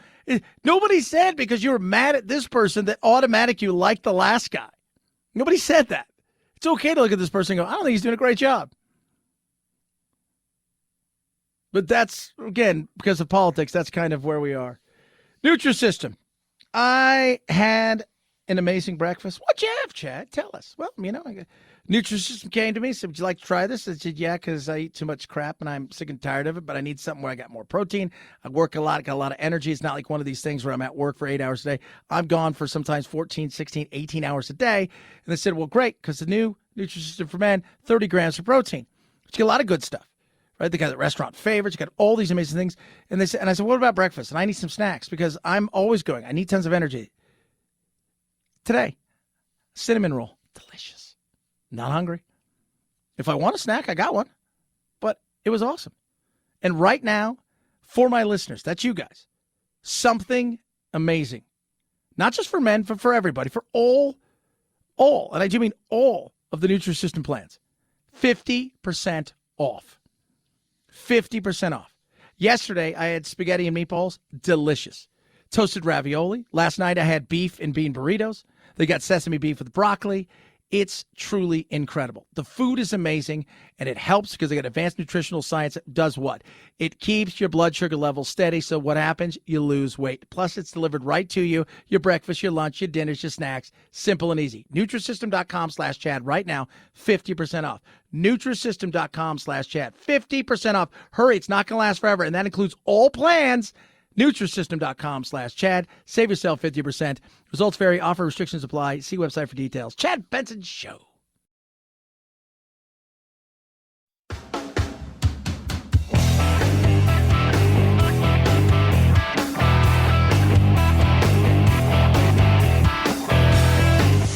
Don't make me wear your mask. Are you trying to kill me? What happens if you have corona? No need to socially distance while listening to your Chad Benson Show podcast. 4 out of 5 experts say so. I'm a scientist. There is no corona. But hurry before they change their mind. You know they will. Chad's podcast found on iTunes, iHeart, Spotify, and wherever you find your favorite COVID-free podcasts. Oh my gosh. I kind of like it, I'm not gonna lie. This is the Chad Benson Show.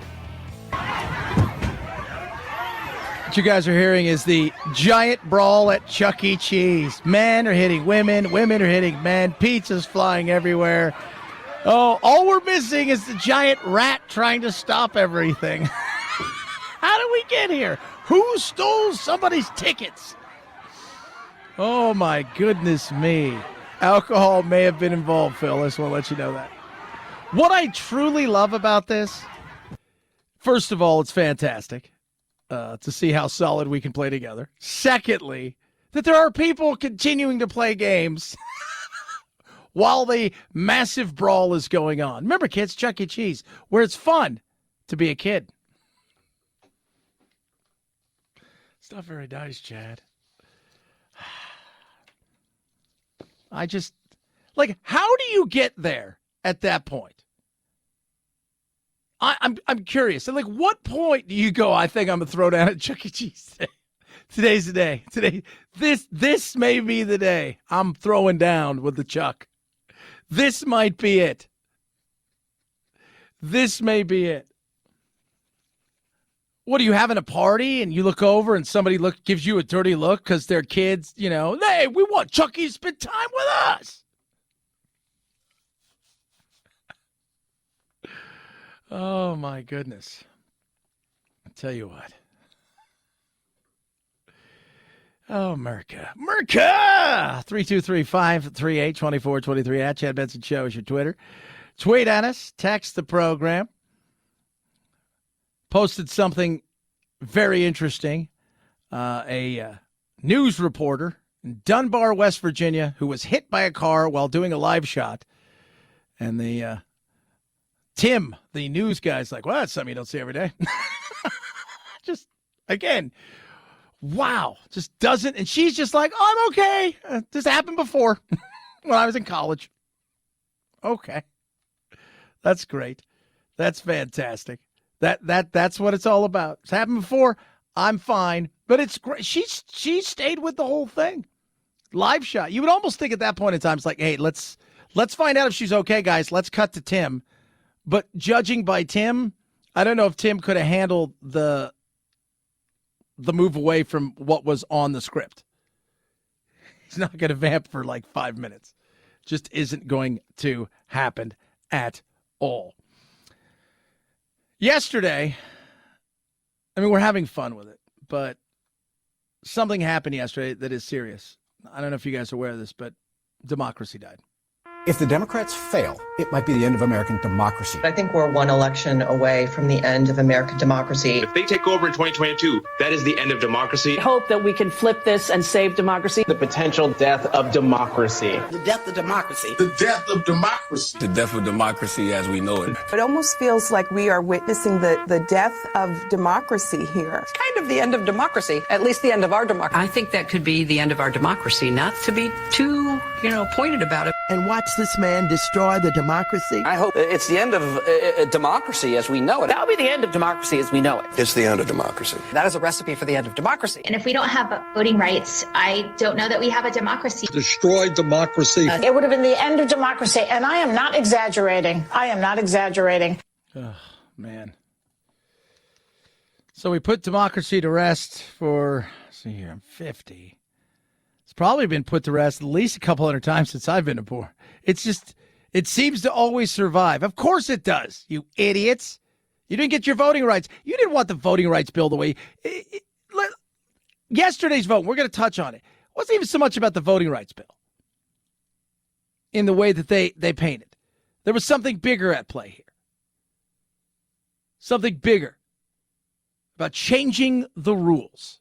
We'll talk about that. Let's see what other weird thing has happened by the time we get back on Twitter. It's the Chad Benson Show.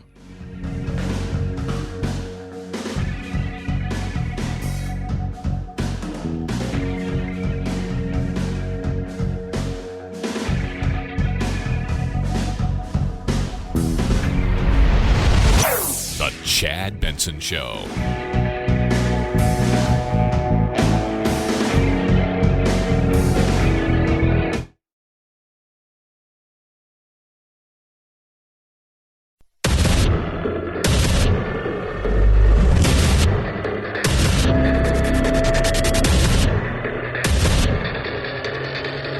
Independent thoughts, independent life.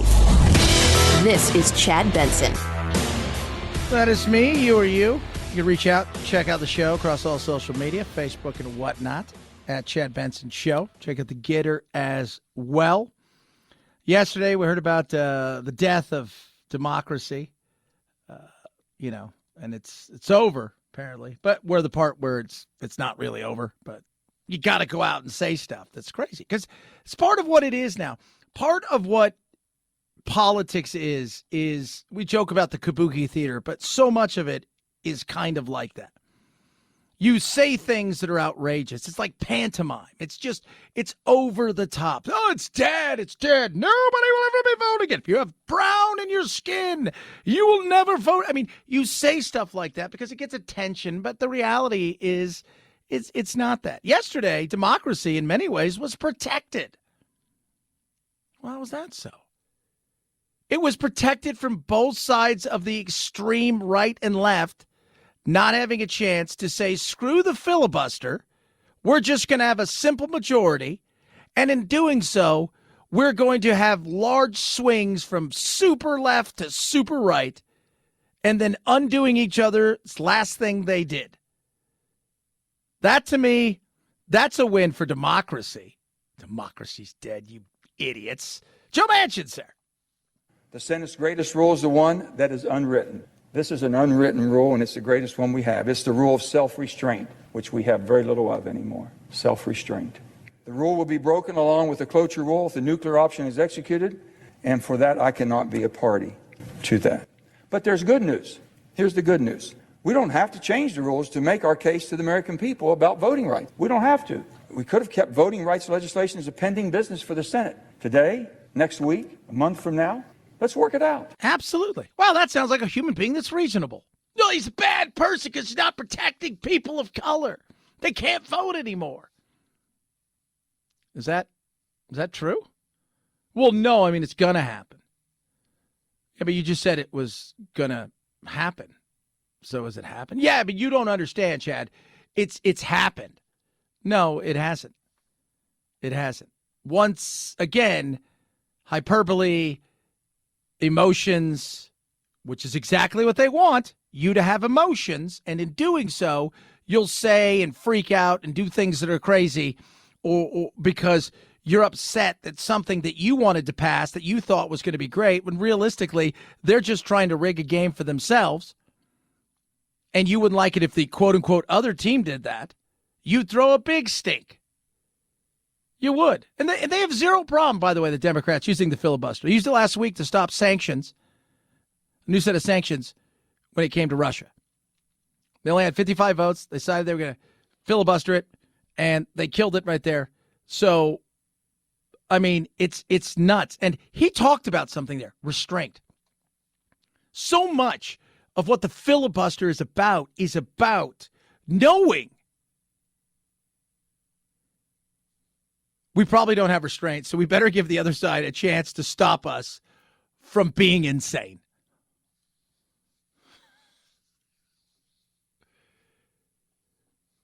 That's kind of what so much of this is about. Because it would be, imagine this.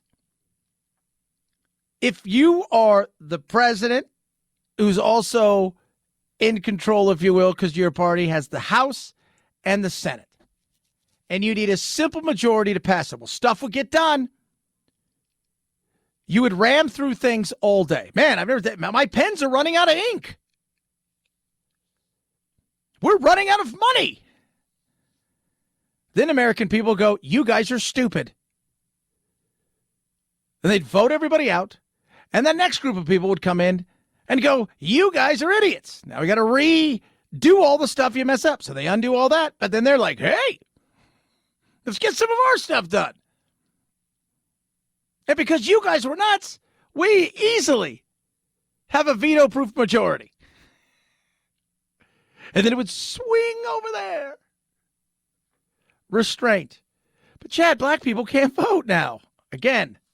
Well, the concern is misplaced because if you look at the statistics, African American voters are voting in just as high a percentage as Americans. That's a lie because they are not allowed to vote. I heard Whoopi Goldberg, she told me. It was right after she said, I think Joe Biden would be a great Surgeon General because she's a doctor.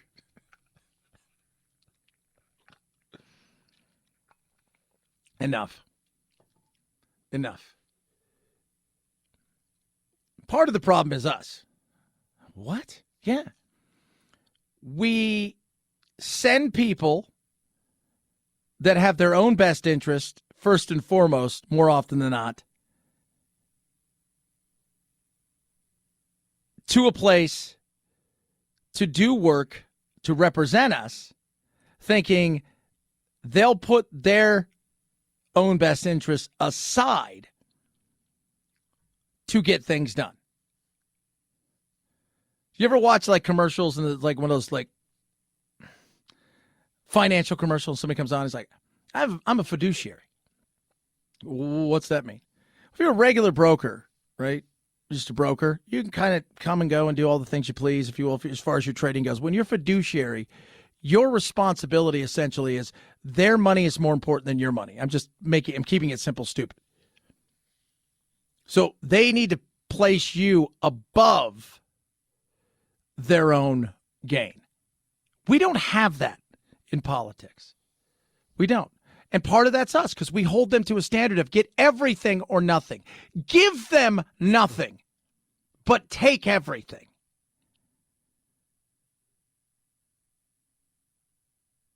And that's something that is not successful. America survives not because of politics, but because our founding fathers put in place such an amazing tool and a system to withstand idiots that would come along and benefit tremendously for their own selves. All the while, though, we're protected in such a way that we more than just function, we thrive. But wanting to change the rules is ridiculous. And last week, and I keep going back to it, Tammy Duckworth last week, when she was talking about Kyrsten Sinema even said, hey, look, if this happens, if this takes place, that's what Kyrsten Sinema said, then we're going to be beholden to the extremes in the parties because it only needs to be a simple majority. And this will come back one day because we won't be in power and the Republicans will. And this is Tammy Duckworth. She's missing the mark. She said this before where she thinks that she's preserving the institution, that it's a blunt force that could be used against any party that's in the minority, including the Democrats, once we are, if we're no longer in the majority. But frankly, we're talking about restoring the filibuster. We're talking about changing the rules for this one vote. We're talking about just changing it to benefit us one time. And then we'll turn it back. And if they try to do it, we'll say, you guys can't do that. It's insane. we've got to have better pickers. I feel like politics is like kind of like dating in today's world, right? You got to swipe left or swipe right. And you just hope that one that you swipe on, you're like, yeah, it doesn't murder you. 323-538-2423 at Chad Benson Show is your Twitter. Tweet at us. Text the program. We had Woke Wednesday yesterday, but we played something yesterday from a girl she's got issues. I said mentally she's got problems. There's no doubt. I mean, she was all over the place. She's transitioning, but not all of her is because she has 20-some personalities that live in there, and she's super excited that all of her friends get to pick their gender and are now transitioning, which I find, again, like mass hysteria. Why is nobody having real conversations with individuals? But Matt Walsh yesterday, and over the last couple of days, I think he was on with Phil, Dr. Phil. You know, and he's been all over the place talking about the whole gender thing and just being able to have a conversation about it. Well, that's got nothing to do with the reality. So you can feel however you want. I mean, I could sit here and say that I feel like a tomato plant, but that doesn't mean that I actually am those things. So your self-perception, you can have whatever self-perception you want, but you can't expect me to take part in that self-perception or to take part in this kind of charade, this theatrical production. And I think that's one of the things that I think a lot of people are struggling with. I think most people are absolutely like, if you feel the need to switch genders and you feel that this is something that has been weighing on your heart and it's real and you've done the work, right? You've not been swept up in something and you truly believe that. I think 99.9% of the people are absolutely, they don't care that. It's the fact that it's no longer about that. It's now you have to champion it. You have to support it at all costs. You can't even ask a question about it, even if you're curious, because you'll get destroyed by it. We were out to lunch the other day, my good friend, Mr. Anthony, who now lives here in Phoenix, and our good friend. And he was talking about his daughter who has a friend who is transitioning or whatever. And he happened to bring up to his daughter, when born, which way? And she said she got mad at him. Can't say those kind of things. You can't ask those kind of questions. That's the stuff right there where it's like you want to champion, but you can't be curious and ask questions. You want me to support you. And look, if you want to be a female and you're a male, I have no problem with it. Now, don't tell me scientifically you're also changing everything on the inside. That's a bunch of crap. But he's right. We've to, like, what point do we say, you know what? Like yesterday, we played that thing with the lady who's a teacher who said that she got fired because she wouldn't recognize one of the students as a cat. And we're like, I don't know if that's real or not. But the reality is, in this day and age, it could be real. You don't get your own pronouns, just like you don't get your own prepositions or your own adjectives. You know, it's like if I were to tell you my adjectives are handsome and brilliant, and whenever you're talking about me, you have to describe me as handsome and brilliant because that's how I identify. It makes no sense. You don't get your own pronouns. That's grammar. That's language. It would be nice, though, right? I prefer to be called the king of the world, handsome and brilliant, smartest man on earth. Undisputable smartest man on earth, cannot be questioned. Well, you can't do that. Why not? Yeah, I think it's delusion. It could be a mental illness. It could be it's a lot of different things. Children, there's also just a basic confusion that all kids have. Like that's why when you hear a parent say, "Oh, my 4-year-old son came to me and said that I'm a girl now, and so I'm going to raise him as a girl." No, I have 4 kids. When a 4-year-old boy comes to you and says, "Oh, I'm a girl," here's a good follow-up question: what is a girl? Ask him what he means by that. What do you mean by girl? And when you ask him that, here's what he'll tell you. He will tell you what he really means is that he wants to do some of the things that girls do, like play with the dollhouse, or he likes the color pink. That's fine. Play with the dollhouse, but you're still a boy. Yeah. He was talking to a couple of people who are trans, and he kept asking, "What's a woman?" "Well, I'm a woman." "What's a woman?" And they couldn't describe what a woman was. It's different to everybody, and it's not about making people feel bad or demeaning, but we should be having serious conversations about stuff. I went to school for a decent amount of time. I never had one person in my life transition. We had a couple of kids who were gay at school. Everybody knew who they were, but Never, ever, ever. I was talking to my little brother. He's got like 12 at his school or some ridiculous amount like that. I'm just like, that seems high. Like, right? Or am I wrong? Like, if you had 12 kids at your school who had cancer, you'd be like, that seems like it's a high thing. But here it's like, are you champion that? What if he is a tomato? And you must recognize me as such. 323-538-2423. At Chad Benson Shows your Twitter. Tweet at us. Text the program. Car Shield. Talk about it all the time. Car prices. You saw especially used car prices. They are through the roof. You need to protect yourself because not only the car price is higher, but also getting the parts, getting those parts here on time, and getting the labor done is costing more and more every single day. Protect yourself and protect your wallet with Car Shield. 24/7 roadside assistance, a rental car for free while your car's in the shop. You choose the shop, and they get them paid directly. They handle the paperwork, the expensive payment, all of that stuff. They even give you trip reimbursement, all at no additional charge. They got plans to fit anybody's budget. Over 1 million drivers have been helped by Car Shield. That's why they're America's #1 auto protection company. They are ready to help you. Car Shield will be there for you. So whether you're thinking about your engine or the electronics in your car, Car Shield has a plan that's right for you. This is what I want you to do. Go to carshield.com/Benson. Use that. Check everything out. See the plan that's right for you. When you use Benson, what do you get? You get a 10% saving. carshield.com/Benson. carshield.com/Benson. A deductible may apply. Chad Benson Show.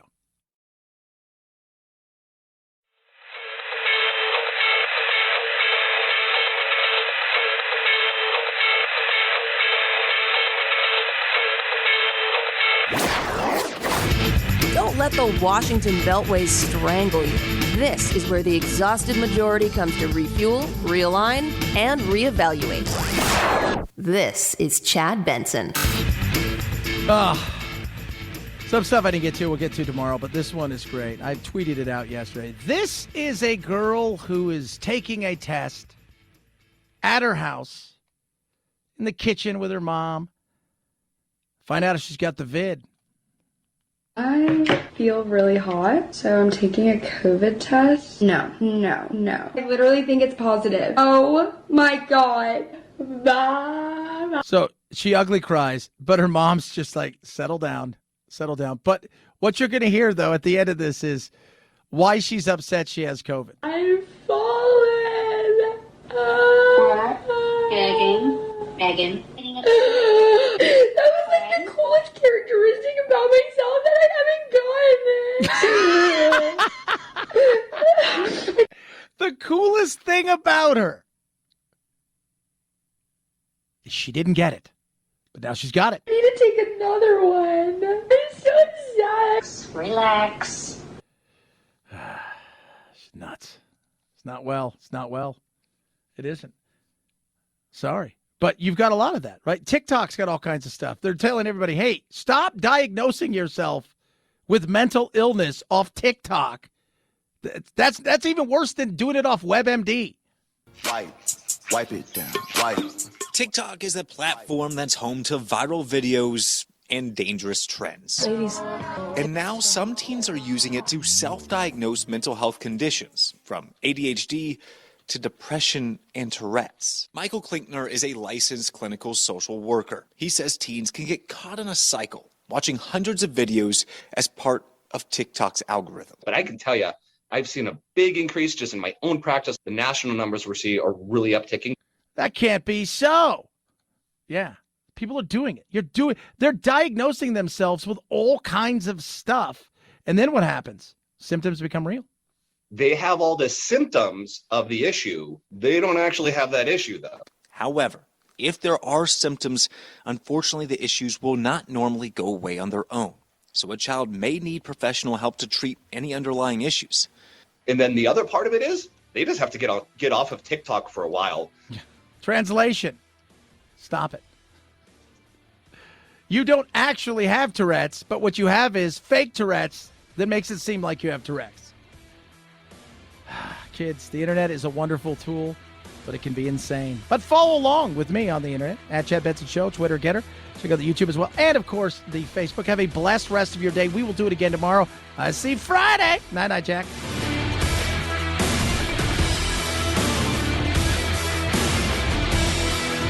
This is the Chad Benson Show.